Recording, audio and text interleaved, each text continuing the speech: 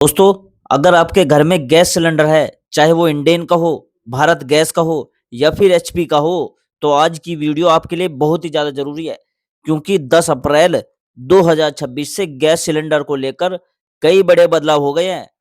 कुछ नियम ऐसे हैं जो नए लागू किए गए हैं। दोस्तों, मैं आपको एक बात यहाँ पर साफ-साफ बता दूँ, इस समय इंटरनेट पर, व्हाट्सएप पर और कई यूट्यूब चैनल पर बहुत सारी आधी-अधूरी और डराने वाली खबरें घूम रही है। कोई कह रहा है कि 14 किलो का गैस सिलेंडर अब 10 किलो का मिलेगा। कोई कह रहा है कि गैस 35 दिन या 45 दिन बाद ही मिलेगी और कोई ये बोल रहा है कि देश में गैस की भारी कमी हो गई है। तो आज की इस वीडियो में हम बिना घुमाए-फिराए साफ-साफ समझेंगे कि सच क्या है, क्या अफ़वाह है और आपको क्या करना चाहिए ताकि आपको आगे कोई परेशानी ना हो। देखो दोस्तों, सबसे पहले बात करते हैं उस खबर की जो सबसे ज़्यादा वायरल हो रही है। यानी 14 किलो वाला जो घरेलू सिलेंडर है, उसे घटाकर 10 किलो करने की बात पर बात करते हैं। देखो, अभी तक सरकार की तरफ से ऐसा कोई ऑफिशियल ऐलान नहीं किया गया है। ये सिर्फ चर्चा है और अफ़वाह है और कई लोग इसे बढ़ा-चढ़ा कर दिखा रहे हैं ताकि व्यूज़ मिल जाए। लेकिन हकीकत ये है कि अगर ऐसा कोई बड़ा बदलाव होता, तो उसका सीधा नोटिफ़िकेशन आता और आपको आपकी गैस एजेंसी या ऐप के माध्यम से जानकारी दी जाती। इसीलिए इस बात से डरने की ज़रूरत नहीं है। लेकिन हाँ, ये ज़रूर है कि फ्यूचर में गैस सप्लाई और कीमतों को लेकर सरकार कुछ बदलाव कर सकती है, क्योंकि इंटरनेशनल मार्केट का असर भारत पर भी पड़ रहा है। अब दूसरी बड़ी बात है गैस सिलेंडर की बुकिंग को लेकर। देखिए दोस्तों, पहले क्या होता था कि जैसे ही आपका सिलेंडर खत्म होने वाला होता था, आप 21 दिन पूरा होते ही नया सिलेंडर आराम से बुक कर लेते थे और ज़्यादातर मामलों में आपको ज़्यादा इंतज़ार नहीं करना पड़ता था। लेकिन अब धीरे-धीरे कुछ जगहों पर ये नियम थोड़ा बदलता हुआ दिखाई दे रहा है। कई इलाकों में 21 दिन की जगह अब करीब 25 दिन का गैप कर दिया गया है। यानी अब आपको पहले से थोड़ा ज़्यादा इंतज़ार करना पड़ेगा और अगर आपको जल्दी-जल्दी बुकिंग करने की आदत में थे आप, तो अब आपको अपनी प्लानिंग बदलनी पड़ेगी। अब इसका असर क्या होगा देखो, मान लीजिए अगर आपके घर में गैस का इस्तेमाल ज़्यादा होता है, जैसे बड़ा परिवार है या रोज़ ज़्यादा कुकिंग होती है, तो आपको पहले से ध्यान रखना पड़ेगा कि सिलेंडर कब खत्म होने वाला है, ताकि आप सही समय पर बुकिंग कर सको और बीच में परेशानी ना हो।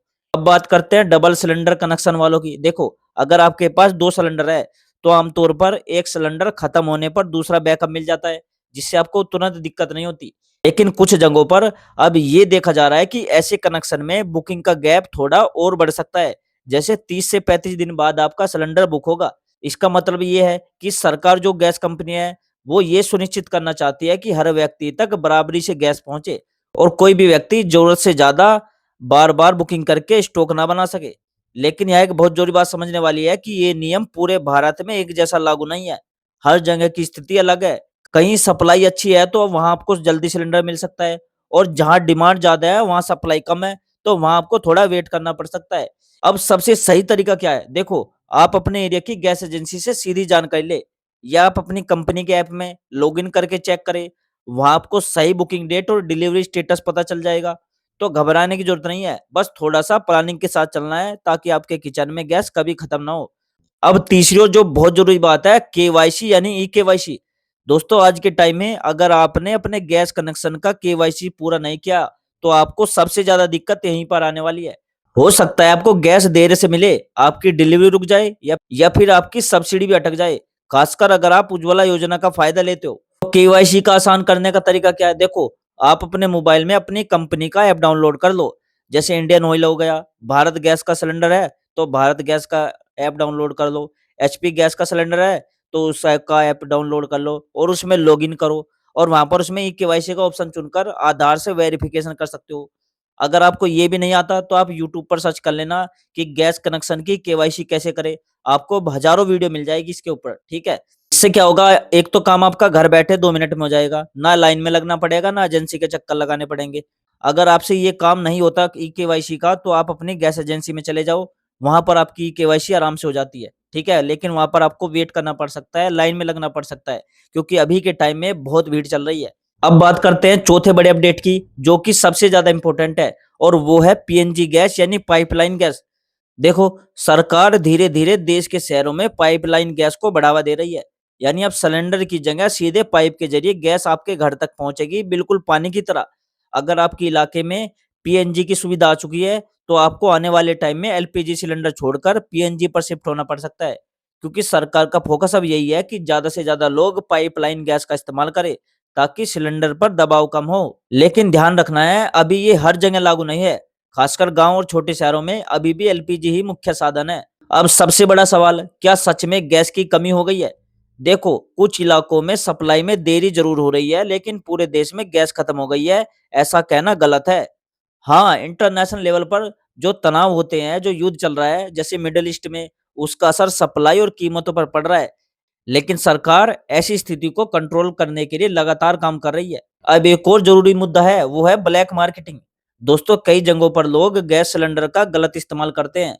घरेलू गैस सिलेंडर को होटल या ढाबे में इस्तेमाल करते हैं, या ज्यादा सिलेंडर जमा करके महंगे दाम पर बेच रहे हैं। इसी को रोकने के लिए सरकार ने सख्ती भी बढ़ा दी है। अब वेरिफिकेशन ज्यादा हो रहा है, और जो लोग गलत तरीके से सिलेंडर यूज कर रहे हैं, उनके खिलाफ कार्रवाई भी की जा रही है। तो इसका फायदा क्या होगा? देखो, इससे असली जरूरतमंद लोगों को समय पर गैस मिलेगी। अब बात करते हैं कीमतों की। हर महीने की पहली तारीख को गैस सिलेंडर के दाम में बदलाव होता है, और 1 अप्रैल 2026 से ये भी इसमें बदलाव देखने को मिला है। इसलिए आपको हमेशा अपडेट रहना जरूरी है, क्योंकि इसका सीधा असर आपके महीने के बजट पर पड़ता है। अगर दोस्तों आपको अपने गैस सिलेंडर की कीमतों के रेट जानने हैं, तो आप गूगल पर सर्च कर सकते हो। जहां पर आप रहते हो वहां की एजेंसी सर्च करके वहां से आपको निकाल सकते हो कि क्या रेट चल रहा है गैस सिलेंडर का। और जो दोस्तों मैं अपने इलाके की बात करूँ, तो मेरे यहाँ पर 930 के आसपास रेट चल रहा है, ठीक है, जो मैं यूपी में रहता हूँ।